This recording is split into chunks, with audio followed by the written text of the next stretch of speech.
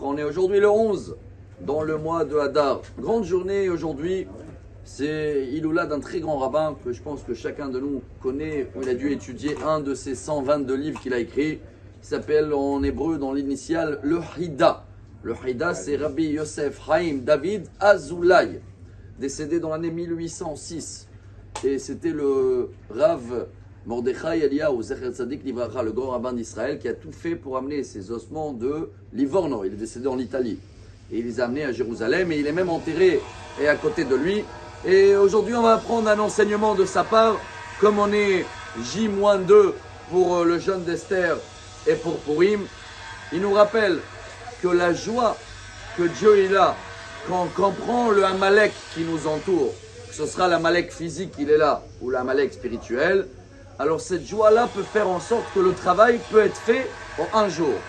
Je vous rappelle que le 13 Hadar, c'était pas le journée de jeûne d'Esther, on avait parlé déjà hier, on a fait tout un cours dessus aussi pour comprendre que le jeûne d'Esther était à Pessah, mais le décret d'Aman était pour le 13 Hadar qu'il arrive. Et c'était marqué quoi dans ces décrets-là? Que tous les 127 pays, on a le droit, chacun il peut éliminer son voisin juif. Imaginez-vous 0,2% de la population aujourd'hui comme avant, que tous, ils attendent cette date de 13 Hadar pour éliminer les juifs. Après Aman, il a été éliminé en 2 semaines, c'est fini son histoire, mais on ne pouvait pas annuler le décret. Alors Achashverosh, il a dit à Mordechai, marque ce que tu veux, mais on ne peut pas annuler. À l'époque, si un roi il annulait son décret, il n'est plus roi. Alors qu'est-ce qu'il a envoyé Mordechai comme nouveau message à tous les 127 pays? Que les juifs, le 13 Hadar, ils ont le droit de se défendre. Et tout le monde attendait le 13 Hadar, voir qu'est-ce qui va se passer ce jour-là. Et vous connaissez la suite. Il n'y avait pas un juif blessé. Par contre, chez tous les Amalek, tous les antisémitismes, il y a eu Shivim vechamesh elef ish hargu babizal o shalchu et yadam. Il y a les chiffres dans la Megillah. 75 000 djihadistes, terroristes, morts dans tous les 127 pays, sans compter ceux-là qui étaient à Shushan. Et le lendemain, regardez Rabotai, le grand message de Hida, et c'est tellement beau, c'est devant nous. Ça veut dire que le 13 Hadar, c'est jeudi quand on va jeûner le jeûne d'Esther, c'est ce jour-là où Vena Pochou, tout s'est retourné.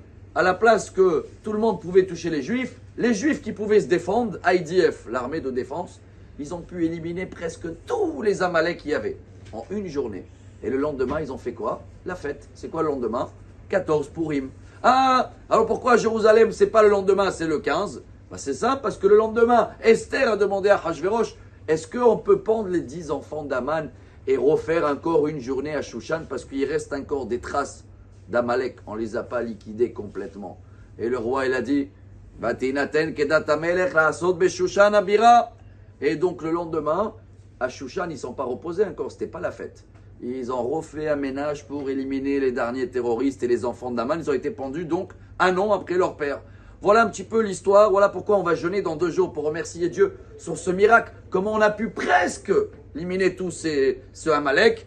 Et Bezrat Hashem, j'espère qu'on va finir le travail aussi maintenant, on est en plein ménage. Ça va arriver, on va avoir que des miracles, que des bonnes nouvelles et tout peut se retourner en une seule jour. Shavuot Tov et Besorot Tovot Purim Sameach, Amar Rabbi Elazar, Amar Rabbi Hanina.